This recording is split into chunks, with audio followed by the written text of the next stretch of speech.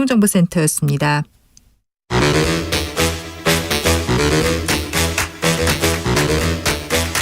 이건희 혁신이다. 여야를 내려놓고 관습을 떼버리고 혁신을 외쳐봅시다. 다시 만난 정치 공동 혁신구역. 수요일 주진우 라이브는 정쟁 비무장지대로 변신합니다. 주진우 라이브가 지정한 여야 혁신위원장 세 분 모셨습니다. 먼저 김용태. 네, 국민의힘 김용태입니다. 류호정. 정의당 류호정입니다. 용혜인. 네, 안녕하세요. 기본소득당 용혜인입니다. 수해 피해는 없죠?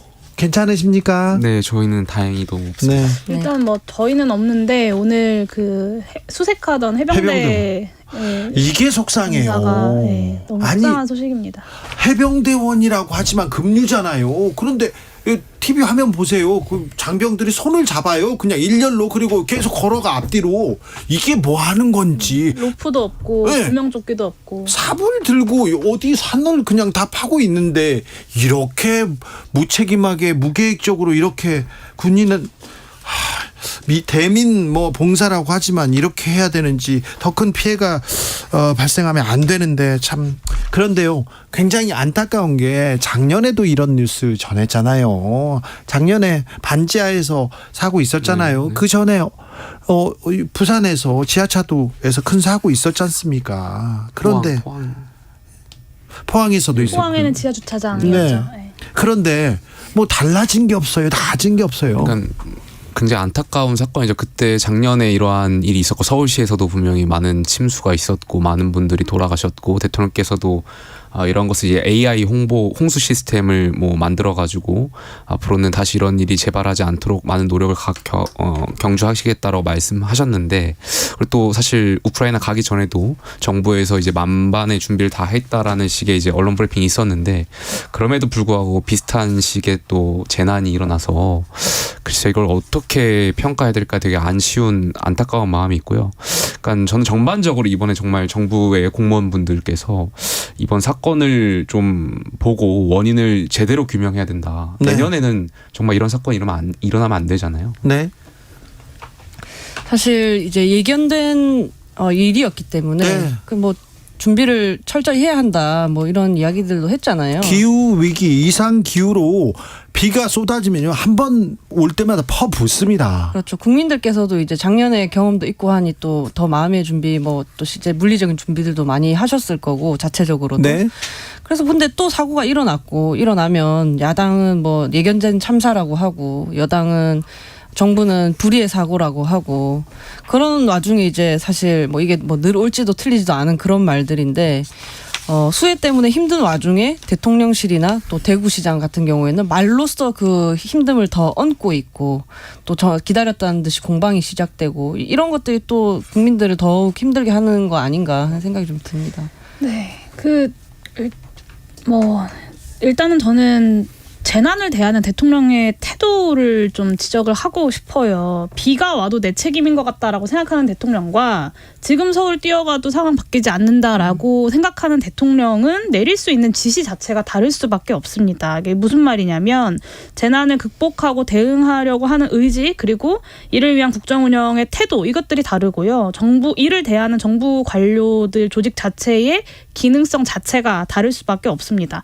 중대본 회의를 해외에서 뭐 비행기에서 했다고 하시고 수차례 보고를 받았다고 하시고 대통령 계신 곳이 상황실이라고 해놓고 막상 이 산사태 현장에 가서 산이 무너져서 민가를 좀 덮친 모양이라고 생각했다, 이런 상황 파악조차 제대로 안 돼 있는 모습을 보이고 계신 겁니다. 그래서 도대체 저는 언제부터 정부가 책임을 지는 존재가 아니라 아래에 책임을 묻는 존재가 되었는지 좀 안하무인이다라는 말씀을 좀 드리고 싶습니다. 그러니까 대통령께서 서울로 뛰어간다고 해도 상황을 크게 바꿀 수 없다라는 고위 관계자가 누군지는 모르겠는데 네. 분명히 상식적인 발언은 아니죠. 그러니까 대통령실에서 왜 이렇게 발언했는지 이해를 하려고 하더라도 이해가 잘 안 가는 게 사실이고, 그러니까 며칠 전에 그 대통령께서 현장 보시면서 이런 표현 하셨잖아요. 몇백 톤의 바위가 산에서 굴러 내려올 정도로 처음 본다. 네. 그러니까 이 말을 반추해 보면 사실 해외에 있다 보니까 뭐 국내 상황을 잘 모르셨던 건가. 그렇게 물론 보이죠. 보고를 받으셨을 텐데 우리가 이제 국내에서 TV로 그렇죠. 접하는 것하고는 조금 다른 식의 어떤 참모들도 그런 인식을 있었던 것 아닌가. 그러다 보니까 이런 표현을 했던 거 아닌가에 대한 네.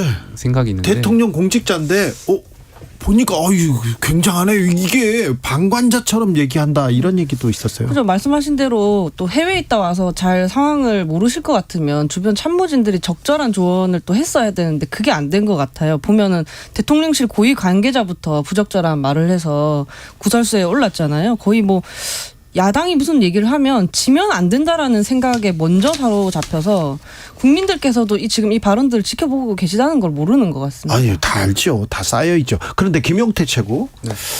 이권 카르텔 돈 회수해가지고 이거 수해 복구로 쓰겠다. 이 얘기는 어떻게 보셨어요? 그럼 뭐 여러 가지 의미가 있을 것 같은데 첫 번째로는 제가 생각했을 때 네. 지지층을 위한 메시지라고 생각해요. 그러니까 대통령으로서 당연히 이 사태에 대해서 좀 메시지를 내놓으셨으면 좋았을 텐데 아무래도 이제 여당 내에서도 당원분들께서도 생각하기에 우크라이나를 방문하는 것이 과연 적절했는가에 대한 그런 생각들이 있을 수 있잖아요. 이게 네. 지금 국내 재난 상황이 있고 복귀하시는 게 더 맞지 않았을까에 대한 생각을 갖고 계신 당원분들도 계셨고 그러다 보니까 대통령께서 이제 지지층을 결집시키기 위한 메시지를 내놓으시려고 했던 것 아닌가에 대한 생각이 있고 두 번째는 야당에서 제안하는 그런 추경 관련된 논의 그러니까 이미 보조금 관련해 가지고 필요 없는 보조금을 삭감해서 충분히 이제 재난 상황에 대한 어떤 기금으로서 활용할 수 있게끔 할 수 있다라는 그러한 말씀을 하기 위해서 그러니까 추경에 대한 논의를 좀 끊기 위한 그런 말씀 아니셨나 생각하는데 아무래도 저는 좀 대통령께서 아까 초반에 말씀드렸던 것처럼 국민 전체에 대한 공감을 좀 더 그러니까 대통령께서 하신 말씀 무슨 말씀인지 알겠는데 국민 전체가 좀 공감할 수 있는 말씀을 하셨더라면 어땠을까에 대한 아쉬움이 좀 있습니다. 저는 대통령이 이제 무리하다 싶을 정도로 통제를 해라 이런 지시를 하셨다고 하던데 네. 저는 무리하다 싶을 정도로 귀국하셨었어야 됐다고 봅니다. 그리고 지금 김용태 최고가 이제 두 가지 이유로 아마 보조금 얘기를 하지 않으셨겠냐 얘기를 했는데 하나가 귀국에 대한 여론을 하나가 추경을 끊기 위해서라고 말씀하셨는데 그러니까 대통령실에서 이 와중에도 사람이 50명이 넘게 실종되고 사망한 이 와중에도 어떻게든 야당이랑 싸울 생각만 하고 있었던 거예요. 그러니까 이런 보조금과 연결시키는 무리수가 나올 수밖에 없는 거거든요. 네. 근데 대통령실에서 문제가 있다고 이야기한 그 시민사회 정치 보조금이 이렇게 다 합치면 314억 정도 됩니다. 근데 작년에 2020년에 중대본에서 7월 28일부터 8월 11일까지 집중호우 복구비에 얼마 들었다고 밝혔냐면 3조 4천억 정도 들었다고 밝혔어요. 그러니까 실제로 갖다 붙일 수도 없는 돈을 가지고 지금 대통령실에서 이 수해 상황에 정쟁을 하고 계시다라는 비판을 들을 수밖에 없습니다. 네, 검찰 특활비는 어떻게 하고요? 그것도 좀 수해 복구에 내놓으시죠. 이런 얘기 나옵니다. 이권 카르텔이 정의가 좀 모호하다 보니까 네. 서로 지금 주장하는 통계가 좀 다른 것 같아가지고, 그러니까 어제 국무총리실 그 부패 예방 추진단에서 발표한 자료에 따르면. 네. 그러니까 거기서 이제 전 정권의 그 태양광 보조금 사업과 관련해가지고 600여 원 정도 제가 정확한 액수는 기억 안 나는데 회수 조치를 하겠다라고 발표를 했거든요.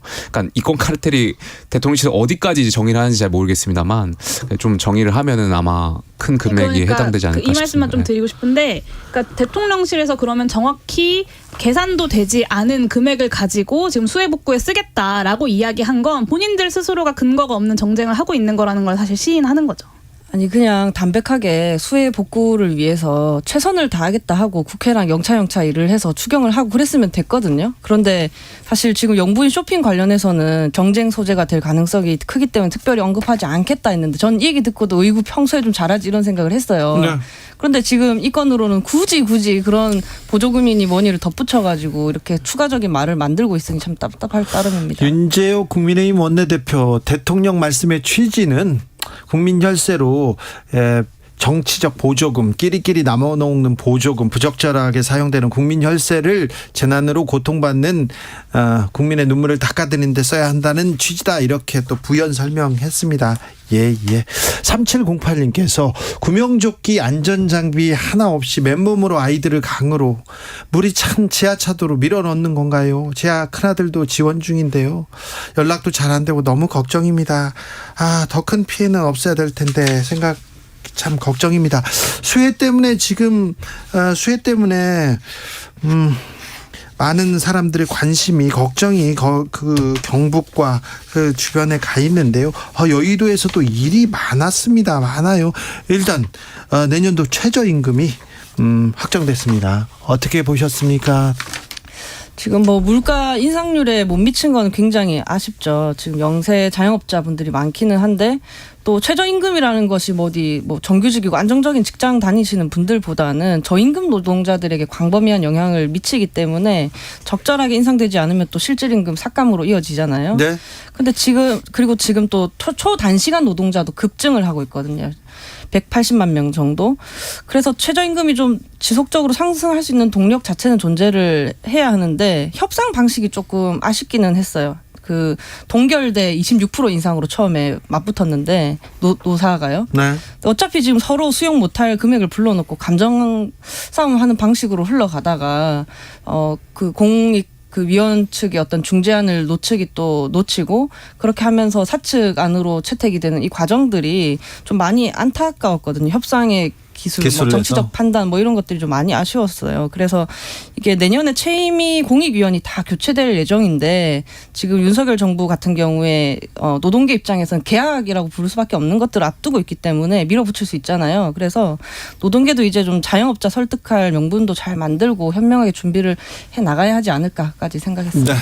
그러니까 당연히 이제 6월 기준으로 소비자 물가지수 전년 동월 대비와 비교했을 때 최저임금의 인상폭이 작을 수밖에 없으니까 그런 점에 있어서는 굉장히 뭐 죄송스러운 말씀 갖고 있는데 다만 자영업자 입장에서도 보면 사실 너무 어려운 게 사실이에요. 그러니까 제가 좀 통계를 오면서 찾아봤더니 자영업자 전체 금융권 연체율이 8년 만에 최고치를 기록했다고 해요. 1%를 기록했다고 하고요. 그러니까 2017년부터 2021년까지 자영업자 수가 굉장히 많이 늘어왔는데 자영업자 수 연평균 그 소득은 2천만 원, 2021년 기준 2천만 원이 안 된다고 해요. 그러다 보니까 자영업자분들의 입장에서도 생각해보면 사실 최저임금이라는 것이 급격하게 올라가는 건 사실 현실적으로 어려운 부분이 많거든요. 그래서 이것을 좀 앞으로 계속해서 이 부분에 있어서는 더 노력해야 되지 않나 생각합니다.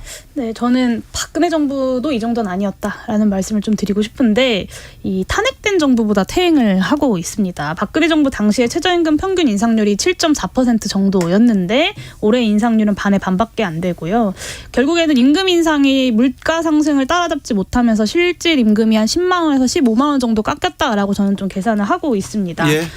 저는 이건 최저임금법 위반이라고 봐요. 이번 인상은. 최저임금의 목적이 노동자의 생활 안정에 있다고 최저임금법에 규정이 되어 있는데 이 부분을 분명히 위반을 한 거고 최소한 2024년 최저임금이 10% 정도는 인상이 되어야 전년도 실질임금과 비슷하게 맞출 수 있었다라고 보는데 그러지 않아서 굉장히 유감이고요. 자영업자 얘기하셨는데 저는 말씀하신 대로 자영업자들의 생계보장과 지원을 위한 여러 가지 대안들 필요하다고 생각합니다. 근데 국민의힘이 도대체 그 영세 자영업자들을 위해서 무엇을 하고 있나를 저는 좀 되묻고 싶어요. 야당이 자영업자 지원을 비롯해서 이 물가 상승 고통에 허덕이고 있는 국민들을 위해서 추경하자고 그렇게 이야기하고 있는데 들은 척도 하지 않고 있는 거 국민의힘이죠. 작년 예산에서 소상공인 영세 자영업자들한테 가장 도움이 되는 지역화폐 예산 전액 삭감하자고 주장한 것도 국민의힘입니다. 그래서 이 부분에 대해서 자영업자들을 핑계로 최저임금을 옥죄는 그런 정치는 좀 이제 그만 보았으면 좋겠습니다. 소상공인, 영세상인, 식당, 카페 어렵죠. 힘들죠. 그런데 종업원 인건비보다 임대료가 너무 부담된다 이 얘기. 근데 왜 국민의힘에서는 임대료 이런 얘기는 하나도 안 하고 맨날 최저임금 얘기만 합니까? 임대료도 부담되고요. 실제로 그 업 하시는 분들 보면 최저임금도 굉장히 부담스러워 하시는 분들 많아요. 네. 주유수당이라든지 이런 것이 포함되다 보니까 여기에 대해서 물론 이제 노동자의 권리도 향상시킬 필요가 당연히 있고요. 근데 업자 입장에서는 업주들 입장에서는 굉장히 어려운 것도 경기가 그만큼 어렵다 보니까요. 사실 쉽지 않은 게 현실이죠. 자, 국회 상황 좀 따져볼게요. 국회도 일이 많죠. 그런데 우리 혁신위원들이요, 혁신위원장들이죠. 청년 혁신위원장들은 민주당 혁신이 어떻게 보고 있습니까? 정의당에서는 어떻게 봅니까? 어떤 결과가 나오기 전까지는 전 그냥 그러려니 하고 있으려고 합니다. 그래요? 안 그래도 뭐 이런저런 정치권 구설수가 많은데 이것까지 보태서야 되겠습니까? 네. 네. 용해인? 네, 민주당 혁신이 보다는 민주당에게 정말로 혁신해야 되는 것이 무엇인가를 저는 꾸준히 이야기하고 있다고 생각하는데요. 국민들 눈높이에 맞는 민심에 맞는 개혁 법안들을 과반 의석을 갖고 있는 제1야당으로서 책임 있게 추진하는 것이야말로 저는 진짜 혁신이다 이렇게 생각합니다. 글쎄 민주당이 갖고 있는 고질적인 병이 굉장히 복잡한 정치 상황인데 정말 정치 전문가분들 정말 이 정치판에서 굉장히 오랫동안 해안을 갖고 있는 분들도 지금 민주당의 상황을 풀 수 있을까 이런데 그러니까 초반에 그 혁신위원들 민주당 혁신위원들 모셨을 때 정치에 대해서 잘 모르시는 분들 모셨잖아요. 당연히 예견됐던 상황이라고 생각되고요. 그분들이 어떻게 지금 정치 상황을 풀 수 있겠습니까? 그러니까 민주당의 지금 근본적인 원인은 이재명 대표 체제로 총선 치를 수 있냐 없냐에 대한 물음인 거잖아요. 혁신을 넘어서 지금 민주당이 계속해서 갈등을 겪고 권력 투쟁을 겪고 있는 것도 이재명 대표 체제로 총선 치를 수 있냐 없냐에 대한 질문인데 혁신이가 여기에 대한 대답을 내놓지 못하고 계속 애둘러서 빙빙 겉핥기로만 하니 사실 2호 3호를 내놓는다고 하더라도 국민의 어떤 관심이나 이런 거에서 점점 멀어질 거라고 생각합니다. 국회에서는 일이 많았죠 이번 주에? 류호정 의원은 무슨 일 때문에 바빴습니까? 저는 뭐 사실 지난주에 뭐 국회 뭐 본회의나 이런 거 외에도 노동 관련 토론회를 계속 했거든요. 예. 뭐 경비인 노동자분들 처우 개선이라든지 이제 여름철이 또 오고 나니 물류센터 문제 같은 경우도 이제 좀 다루게 되고 네. 지금 뭐 아무래도 노동 관련 이슈들이 참 많이 있었어요. 그리고 이제 마지막 해잖아요. 제가 임기가 네. 국정감사를 좀 미리 잘 꼼꼼하게 준비를 해서 제가 할 수 있는 만큼은 네, 좀 하고 나가기 위해서 좀 살펴보고 있습니다. 김용태 최고는 무슨 일로 바빴습니까? 저는 지난주에 뭐 계속 방송했었고요. 아무래도 지금 재난 상황이다 보니까 사실 뭐 제가 직접적으로 도와드릴 수 있는 게 없잖아요. 그래서 안타까운 마음으로 좀 계속해서 뉴스를 좀 봤습니다. 용해인 대표? 네. 이 다음 달에 대한민국에서 7년 만에 전 세계 기본소득 지지자들, 활동가들, 연구자들, 정치인들이 다 모이는 기본소득 지구 네트워크 대회라는 게 열리거든요. 8월 23일부터 26일까지 올리는데 이 대회를 성공적으로 치르기 위해서 좀 최근에 전국을 다니고 있어요. 그래서 네. 지난주 말에 이제 목포, 무안, 그리고 광주, 전주까지 좀 다녀왔고요. 다녀오는 과정에서 실제로 전북, 충북 지역에 좀 심각한 수해 피해 상황들을 좀 살펴보고 오기도 했습니다. 그래서 좀 수해 대응과 관련된 여러 가지 고민들과 뭐 지구 네트워크 대회를 어떻게 잘 치를 건지 그리고 최저임금 관련돼서 어떤 입장을 정리할 건지 이런 것들을 좀 주로 했습니다. 어제부터 강화된 스토킹 방지법 시행됐습니다. 좀 스토킹 범죄를 막는데 좀 도움이 될 만합니까? 네, 반의사 불벌죄를 폐지한 것은 저는 중요한 성과라고 생각합니다. 그래서 앞으로 조금이나마 좀 도움이 되기를 기대하고 있고요. 근데 스토킹 처벌법이 제대로 실효성을 지니기 위한 여러 방안들 역시 좀 여전히 과제로 남아 있는 것 같습니다. 올해 1월까지 좀 총 3만 9천 건 넘는 스토킹 신고가 이제 스토킹 처벌법 시행 이후에 접수가 됐는데 그 중에 이제 잠정 조치가 결정된 게 7,800건에 불과해요. 그 중에서도 가해자를 유치장에 실질적으로 분리할 수 있는 잠정조치 4호는 219건으로 굉장히 미미하거든요. 그래서 실제로 수사기관에 좀 적극적인 대처가 필요하고 잠정조치 결정들을 적극적으로 활용해야 되는데 이 잠정조치를 어떻게 보호조치를 어떻게 적극적으로 할 수 있을 것인지 그리고 잠정조치 불이행했을 경우에 지금 처벌이 굉장히 미미하거든요. 그러니까 조치를 어기고 피해자에게 다시 접근했을 때 처벌이 굉장히 미미한데 이 처벌을 좀 강화하는 것 역시도 국회가 좀 빠르게 논의해야 되는 과제라고 생각합니다. 용해인 의원 말씀하셨던 대로 반의사 불벌죄를 폐지한 것은 굉장히 큰 뭐 의미가 있다라고 생각되고요. 왜냐하면 그것이 있었더라고 하면 사실 2차 어떤 피해자와 합의를 요구하면서 2차 가해를 사실 있었던 것도 사실이었으니까요. 앞으로 이런 일이 없어지는 거에 대해서는 굉장히 좋은 일이라고 생각됩니다만 그만큼 전 수사기관의 초동 수사가 더 중요하게 된 것 같아요. 반의사 불벌죄가 없어진 만큼 괜히 오해를 받아가지고 이제 잘못된 반대의 선례로 이제 피해를 또 입는 분들도 있을 수 있으니까요. 여기에 대해서 수사기관이 더 적극적으로 수사에 좀 더 객관적인 수사를 할 필요가 있다는 말씀드리고 싶습니다. 지금 또 이제 온라인 스토킹에 대해서도 처벌이 가능해졌잖아요. 뭐 이런 부분에 대해서는 사회적 정의가 공론화되리라고 생각하고요.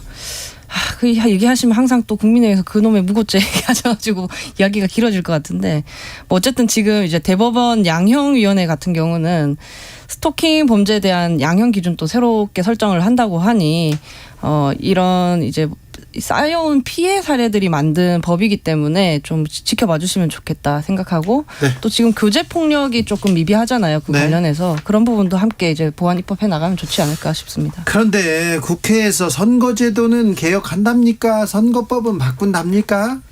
네, 선거제도 개혁 논의가 이제 의장께서 7월 안에 마무리하자라고 제안을 하셨는데 사실은 다당제 민주주의를 어떻게 가져갈 것인가에 대한 논의가 핵심임에도 불구하고 또다시 거대 양당이 논의를 하고 있다는 점 굉장히 유감이고요. 그리고 또 한 가지는 저는 저번 주에 이제 3당, 5당, 6당, 4당, 5당, 6당까지 들어올 수 있는 게 다당제다라고 말씀드렸는데 그것을 가능하게 하기 위한 이제 준연동형 비례제를 강화하고 봉쇄조항 기준을 낮추는 법안을 발의하려고 추진을 하고 있습니다. 근데 정의당에서도 류호정 의원님만 발의에 동참해 주시고 여러 의원님들이 좀 부정적인 의견들을 갖고 계셔서 정말로 다당제 민주주의에 대한 의지가 국회의원들에게 있는 것인가 이런 고민들을 좀 하고 있습니다. 항상 이제 선거 제도의 룰을 바꿔야 한다라고 생각을 하는데 그 제도의 룰을 또 바꾸는 사람 당사자들이잖아요. 국회의원 본인들이고 특히나 교섭단체 간 간사들 합의로 많이 이루어져서 위성 정당은 없애야 될 거 아니에요. 그렇죠. 그 얘기는 해야 될 거 아니에요. 그런 약속부터 우선 하고 시작을 해야 할 것 같은데 좀 제대로 되고 있는 것 같지는 않고요. 네. 이번에도 또 이제 이전처럼 뭐 이렇게 이런저런 논의 끝에 별다른 일 없이 끝나지 않도록 좀 많은 관심 가져주셨으면 좋겠고 뭐랄까 계산 방식이 뭐 복잡하다 뭐다 이런 이야기들이 뭐 많이 나오겠지만 결국 선거제도의 개혁의 끝에 갔을 때 우리가 찍은 대로 국회가 구성이 되느냐 이 대전제가 만족이 되는 결과인지 그것에 대해서 좀 집중해 주시면 좋을 것 같습니다. 그러니까 의장의 말씀은 뭐 정치적인 레토릭처럼 치부될 거라고 저는 생각해요. 그러니까 이해관계가 복잡하게 얽혀 있다 보니까요. 역대 의장분들 말씀 들어보면 사실 본인 그러니까 뭐 정치적인 함의를 넘어서 당연히 역대 의장들이야 본인의 업적을 쌓기 위해서라도 이제 선거제 개혁이라든지 여러 가지 의미를 던졌지만 사실 국회의원 개개인이 다 이해관계가 다르거든요. 예를 들어서 경기도에 59석이 있는데 이게 국민의힘은 굉장히 적습니다. 한 6석 정도 있어요. 그러니까 대부분 다 민주당이란 말이죠. 근데 이게 만약에 중대선거구제를 도입하게 되면 경기도 59석 중에 국민의힘이 가져올 수 있는 의석수가 굉장히 많아질 수가 있어요. 왜냐하면 2등, 3등까지 당선될 수가 있으니까요. 그러니까 민주당이 아무리 당론으로 중대선거구제를 이야기해도 경기도에 있는 민주당의 개별 의원들이 다른 생각을 할 수도 있고요. 반대로 또 영남권이라든지 이런 TK 권역 국민의힘이 굉장히 유리한 지역에서는 반대 생각을 또 가질 수 있기 때문에 그 국회의원들 개개인의 의견이 다 다르기 때문에 저는 이걸 함의를 모으기에는 굉장히 어려울 거다 생각됩니다. 저 이 말씀만 좀 드리고 싶은데 지난 공론조사 결과가 있습니다. 소선거구제를 유지하면서 전체 의석수와 비례의석을 확대하고 준연동형을 강화하는 것. 이게 이제 국민들이 공론조사 결과를 통해서 내린 결론입니다. 이 결론을 그대로 국회가 따라간다면 굉장히 심플하고 쉬운 문제이다라는 말씀을 드리고 싶고요. 국민의힘이 주장하는 대로 예전에 병립형으로 돌아가자 이런 개혁을 뒤로 돌리는 일은 없어야 된다고 생각하고 그렇게 합의하느니 차라리 선거제도 개혁 이번에 합의하지 않는 것이 더 낫다라고 저는 생각합니다. 다당제가 가능하려면 먼저 좀 내년 총선이 다자간 경쟁으로 치러져야 하지 않겠습니까? 저는 양당제로는 평범한 사람들의 어떤 평범한 일상 문제를 해결할 수 없다. 적어도 대한민국 현재 정치는 그렇다. 많은 시민들께서 공감해 주시고 또 계속 실험하고 도전해 왔다고 생각합니다. 이번에도 도전을 하고 있는데 그래서 지금 등장하고 있는 이 신당 추진 그룹들이 남은 기간 동안에는 새로운 정당의 어떤 비전, 운영 원리로 좀 긍정적인 경쟁을 해 나갔으면 좋겠다. 제3지대에도 많은 관심을 부탁드린다는 말씀 드리고 아직 싶습니다. 선거가 좀 남았지만 특혜를 내려놓겠습니다. 개혁하겠습니다. 쇄신하겠습니다. 더 국민의 눈높이에서 더 열심히 하겠습니다. 이런 구호도 없어요. 요새는.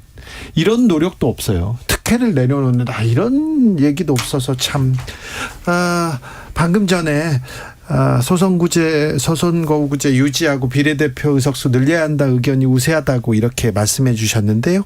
여론조사 기관 한국리서치가 5월 1일에서 2일 이틀간 수기 토론 후에 이렇게 조사를 해봤더니요. 시민참여단 469명한테 물어봤더니 소선거구제 유지하고 비례대표 의석수 늘려야 한다는 의견이 우세했다. 이 얘기도 좀 해드리겠습니다. 자, 우리 청년 정치인들은요. 어떤 일로 바쁘실 예정입니까? 다음 주에는 이번 주 다음 주에는 용해인 대표. 네, 다음 주에 저는 계속해서 전국을 다닙니다. 네. 이번 주에 기본소득당에 대해서. 네, 충북에 좀 다녀올 예정이고 그 다음 네. 주에는 부산, 포항, 성주 이런 곳에 좀 다녀올 예정이니까요. 전국에서 기본소득에 관심 있으신 많은 국민들 만날 수 있으면 좋겠습니다. 류호정 의원. 다음 주에 또 노동 관련 토론회가 계속 이어지고 있고요. 노동. 네.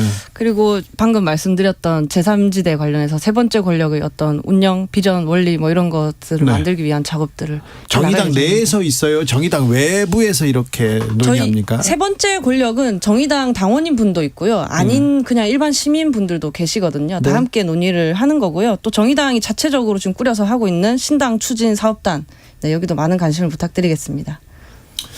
아무래도 저는 뭐 제 전공이 에너지 쪽이다 보니까 기후 재난이라든지 앞으로 이제 계속해서 또 장마가 있을 거잖아요. 이것이 어떤 아시아권에 어떤 영향을 미칠지 어떤 전문 자료도 계속 볼 것 같고요. 요즘 제가 통일 공부를 좀 많이 하고 있습니다. 네. 통일 관련해서 전문 자료라든지 독일의 통일 사례라든지. 통일부 장관은 어떤 것 같아요? 갑자기 또 이번에 지명된 분은 뭐 어떤 것 같으세요? 어떤 것 같아요? 말을 못 하겠어? 아니 뭐 네. 그래도 통일부 장관의 업적은 그러니까 사명은 통일을 기본 전제로 해야 하시는 분이어야 되니까요. 네. 그 생각에는 변치 않으시기를 기대하겠습니다. 통일을 생각하시는 분 같았습니까? 그러니까 궁극적인 목표는 통일부 어쨌든 통일을 생각해야 되는 부서잖아요. 아 그런데 네. 그러니까요. 그러니까 뭐 지금 청문회를 가봐야지 알겠지만 가지 않아도 지금껏 해본 저 이 유튜브 아니, 왜 이 그러세요, 말씀만 여기. 드리고 싶은데요. 대한민국 정부의 극우 유튜버화 정말 우려스럽습니다. 네, 뭐 꼭 그렇게 네 알겠어요. 자, 세 분 말씀 잘 들었습니다. 류호정 의원이 아우 저 국민의힘에서 그놈의 무고죄 이렇게 얘기했는데 그 무고죄로 제가 좀 정정할게요. 미안해요. 네. 감사합니다. KBS는 공정과 네 그렇게 할게요. 네, 류호정